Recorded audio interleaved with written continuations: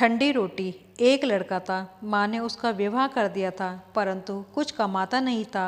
माँ जब भी उसको रोटी परोसती थी तब कहती थी कि बेटा ठंडी रोटी खा लो। लड़के के समझ में नहीं आता था कि माँ ऐसा क्यों कहती है, जबकि रोटी तो गर्म है। खैर उसको क्या, उसको खाने से मतलब रहता था, सो वो चुपचाप खा लेता। कई दिन बीत गए।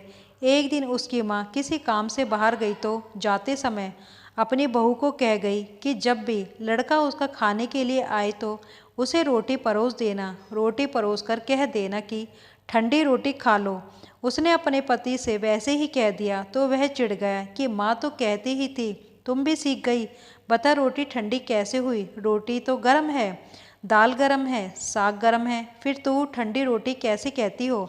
तो वह बोली, यह तो आप अपनी माँ से पूछो, उन्होंने मेरे को बोला है बोलने को, इसलिए मैंने आपसे बोला। वह गुस्से से आग बबूला हो गया कि माँ तो पहले कहती ही थी, तू भी सीख गई और वो खाना नहीं खाया।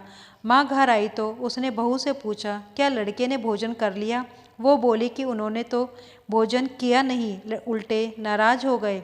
माँ ने लड़के से पूछा तो लड़के ने बोला कि माँ तो रोजाना कहती है कि ठंडी रोटी खा ले, मैं सह लेता था, अब यह भी कहना सीख गई रोटी तो गर्म है। तो आज बता मेरे को कि रोटी ठंडी कैसे? माँ ने पूछा, ठंडी रोटी किसे कहते हैं?